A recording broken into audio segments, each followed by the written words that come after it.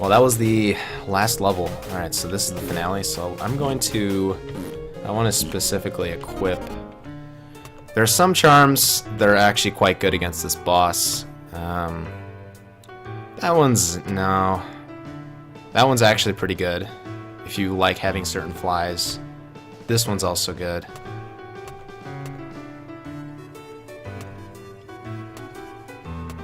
These are pretty good for the finale. I'm talking like the finale. This is also good. I might use this one, the crystal ball. Let's see.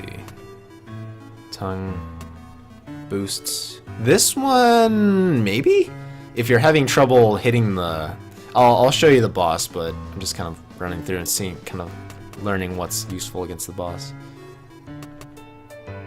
Okay, I'm gonna go with the crystal ball for this fight. And then I want to equip the Quake charm. The Quaking Soldier toy. Yeah. Which is a nod to a specific shooter. Which will not be named. I do love the lighting right here. That looks great. Yeah, alright, let's do it. I guess this one. Oop. Alright. Ah, yeah. Good old cat boss. I do like this song. This is a pretty good song. Especially there's like a later section in it that I like. Oh, got the cloak. Can't hurt me.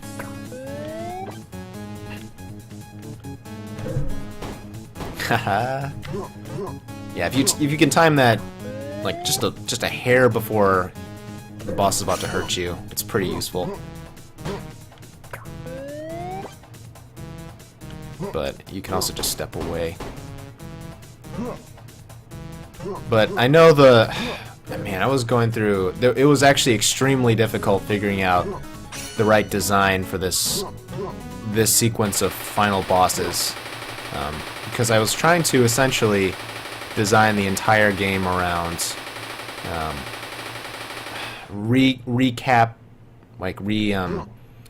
reinforcing and like kind of retesting every single thing the player has learned, and I was really trying my best to break it down to the most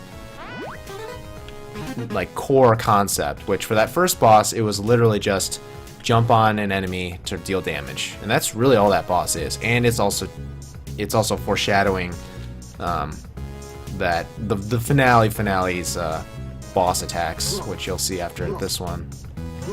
And this was more of a response of trying to have a room that reinforced every single enemy that you encountered. Even though, like, I probably could have done the finale. It's a 3-phase sequence of fights because it just seems like 3 is just a very good number in terms of a finale.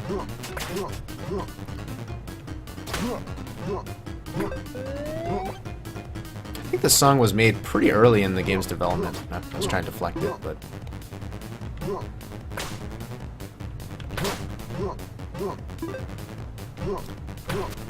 Because I couldn't really, I mean, there were so many ideas I remember for what I could have done for finale, but I was really just trying to focus on the core concepts versus... Nice, yeah, because I have the improved stun. Yeah, I think the normal tongue attack cannot hurt that boss, or the big enemies. Kind of curious, actually, if he does his attack... Okay, yeah, so you have to... Go. Oh!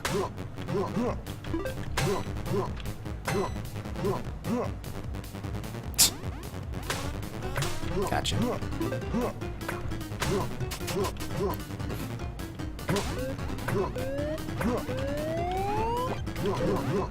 Ha! Got the cloak.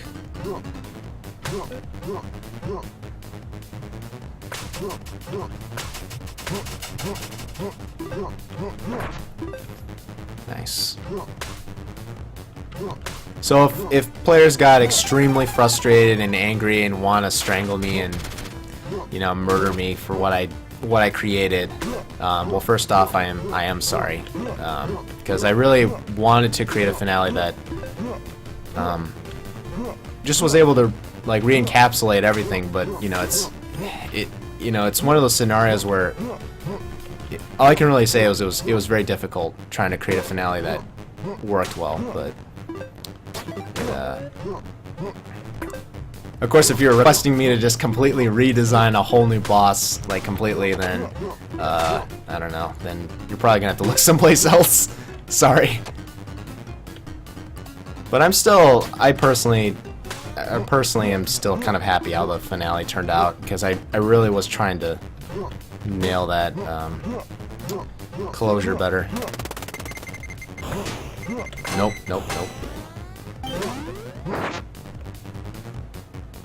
And I'm referring to the finale. I think that it's really just the final boss fight that I was really trying to make it so that it was difficult, you know, but not easy to like defeat, because I wanted a final boss fight that didn't make the player feel like, oh, that's it, you know. That was kind of like the driving point. So it wasn't built off of sadism. It's definitely not what it was built off of. That'd be hilarious if it was, but unfortunately that's a complete lie.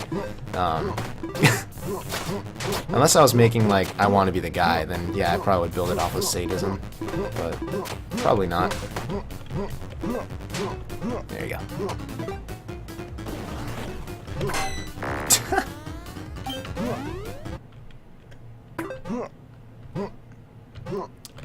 Alright, yeah, I remember this room. This room was pretty... I like this room.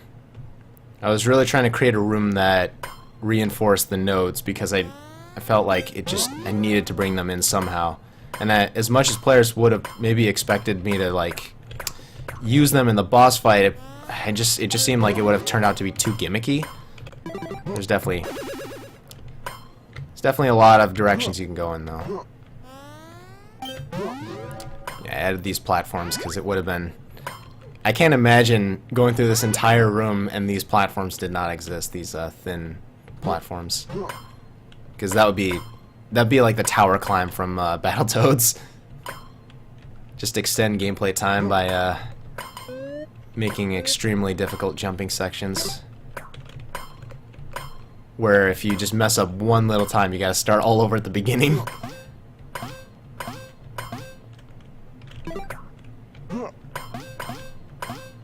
This room. This is kind of like a puzzle in and of itself.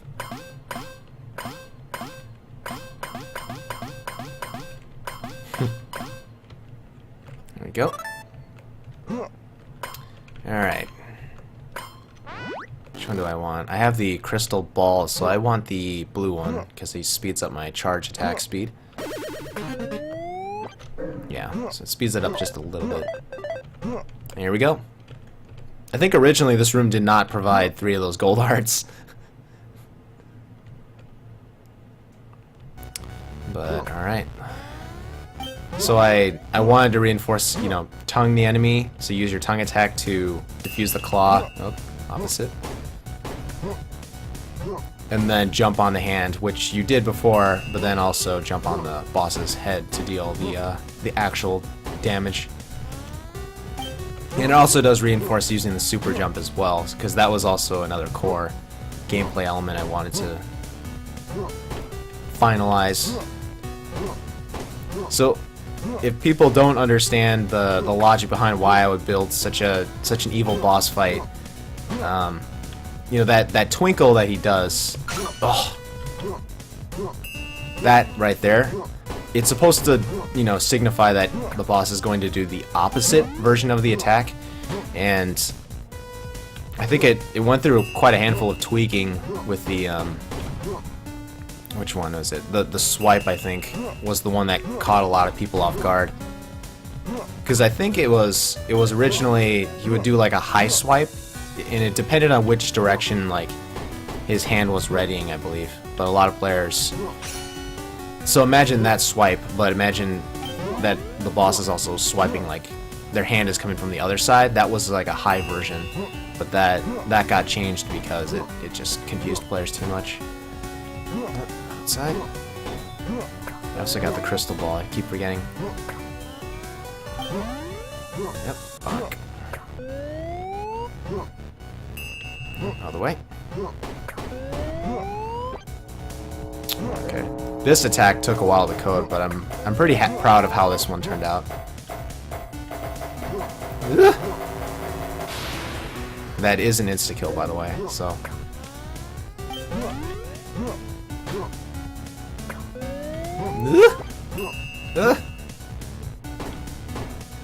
Nope. Oh, he delayed! I totally got caught out by that. That's hilarious. Alright, that's good. Safe spot. I do like how the background changes to the, there's like a bunch of skulls. I like how that one ended up.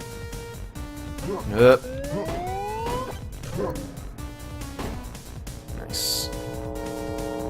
Yeah, I love that animation. That turned out great. This is just one of those examples of like a boss attack that turns out like perfectly, as you imagined. Bonk. Victory. You did, son. You did.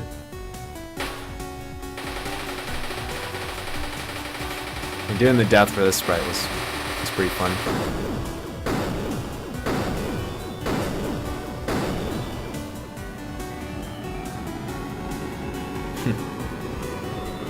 I do kind of hide like there's like a little heart that appears in the boss's nose.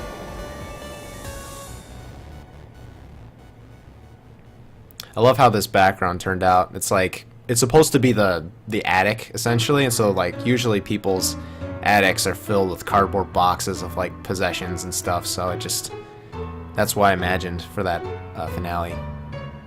If people want to know what the heck those boxes are, they're literally like boxes. Alright, finale, the closure. Doing this art. So this game, I think the game's ending was going to be very different from what you see here. And I know the premise of the game was actually extremely simple, where I think it was the idea of Hoppy just wanting to go on an adventure, but it just kind of seemed a bit, I don't know, it just didn't seem like a strong enough driving point. And so that's where Jumpy, that orange frog, was introduced, just to give a driving point as to why, you know, he disappeared and you're trying to find him. And as for this kid, I think originally this kid was not going to be in the game. In fact, I think it was, you were still going to have the house level, but the idea was you would not, you would never see them, and you wouldn't even see like photos of them either. You would just be like, oh yeah, you find Jumpy in this house and then you leave.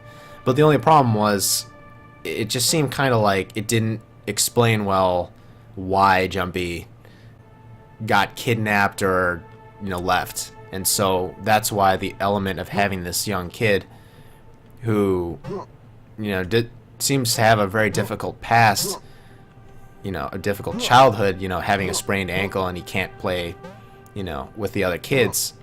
It just seemed like a fitting drive to have, you know, this Jumpy character who, you know, it's they have a degree of sentience even though they're frogs, and I wanted to have a bit of compassion from, you know, your frog friend Jumpy, the orange frog, that, you know, why would he just ditch, you know, the kid? Like, if the kid was a jerk, you probably wouldn't go on this adventure, and you'd probably find Jumpy midway. So it was very difficult trying to figure out a good driving point that really wrapped everything up together.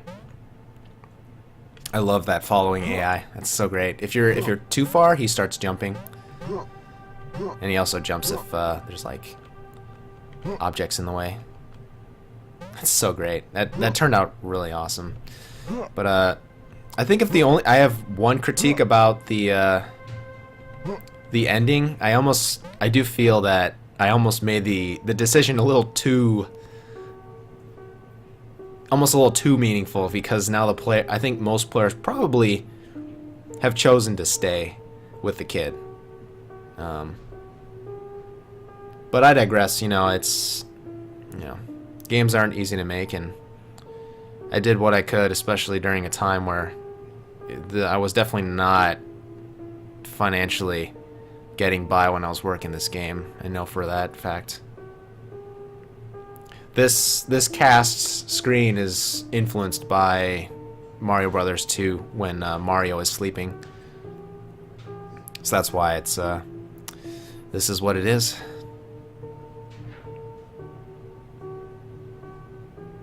Big crab. Yeah, I believe this is one gigantic sprite sheet because I just didn't have the patience to do all these sprites and timings and all that. But if you were to actually do a credit screen, that's probably the best way to do it. I love how this background turned out with the city and the stars look great.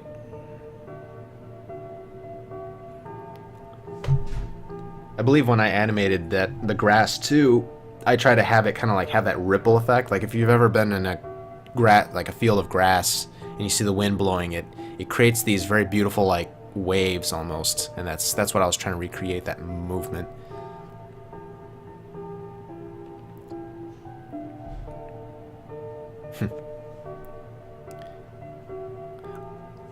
Yeah, a lot of people really love that angler boss, which is, I'll have to take notes next time. I'm not really sure if I can nail down exactly what it is. There's a lot of different elements, like there's like this one attack where you deflect this ball back and forth, and there's also just the element of having a dynamic boss fight with both the lights on and off.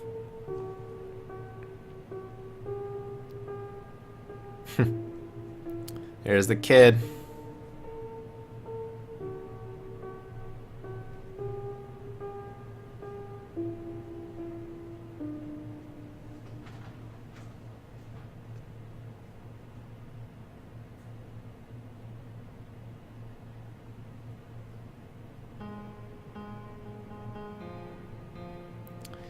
Yeah, and I believe if you choose the other option, the game ends a little bit differently. And this closing song is also different as well. I love how this photographs turned out. Retaking the previous cutscene art and then simplifying them down to very sepia tone colors. I love that. And just the fading. It turned out exactly as I imagined it would. Also, shoutouts to Mike.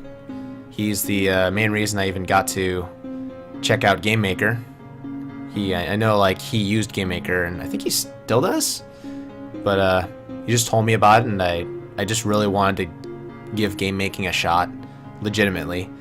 And it wasn't easy. I don't really consider myself to be a programmer, and so it was definitely challenging being able to really understand game development. But eventually you do. Even if you're an artist or a painter or writer, you can definitely understand it and learn. Chris Nimmo, yep. Chris is the guy who made a game called like a mini falafel adventure. That's a pretty good game too. I'll have to play through that again. That was a pretty swell game.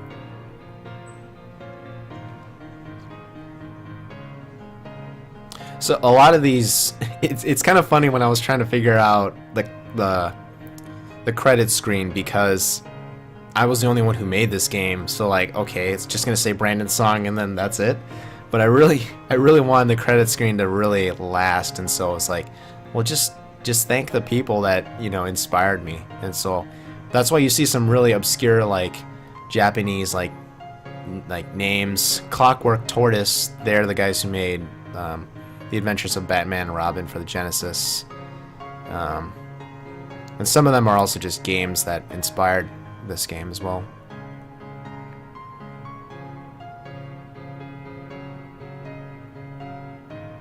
This is a pretty nice song. I do like this one.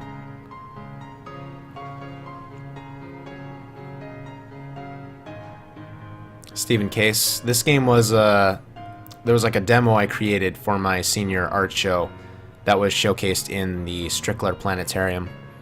And so definitely hats off to him for allowing me to host my game and be played by other people there.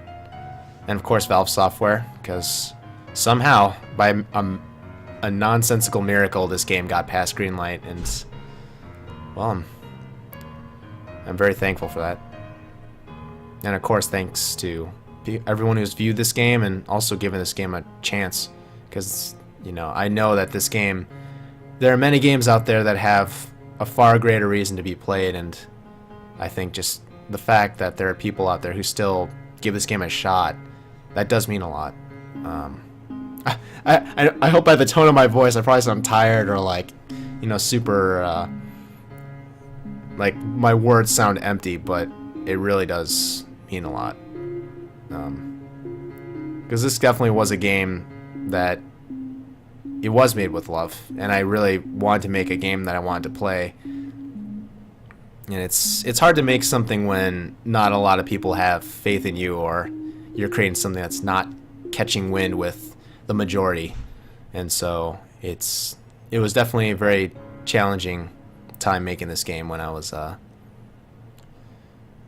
feeling almost pretty lonely. But it's just I hope this game is proof that you definitely don't need support from your peers to accomplish what you've set out to do.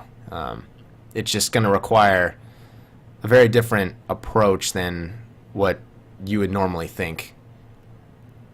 I think I talk about that in like the first episode, but yeah. All united. They're all united together as a family. Congratulations. Congratulations. This screen, I believe, it originally said like hold oh, nice. I love the subtle piano versions of this title screen. That screen that appeared with congratulations, it said like hold select while creating a file for hardcore mode, which probably scares a lot of people. I think I'll have to call it for now on this episode. I may do a bonus episode. We'll see what I'm feeling. You know, just kind of like up in the air at this point. But yeah, that's Frog Hop. This has been the developer's playthrough of my game, and I hope you guys enjoyed the commentary. If you know anyone who loves these kind of games, I feel like it would be a crime to not tell them, because I really tried to make a game that was high quality and at least worth someone's time. So anyways, I think that's kind of it. I think the screen changes too. Nice. But yeah. This is also one of my favorite songs too. All right, I think that's it for now. So thank you for watching, and yeah, I'll see you guys around in the next whatever is done next. We'll see where I end up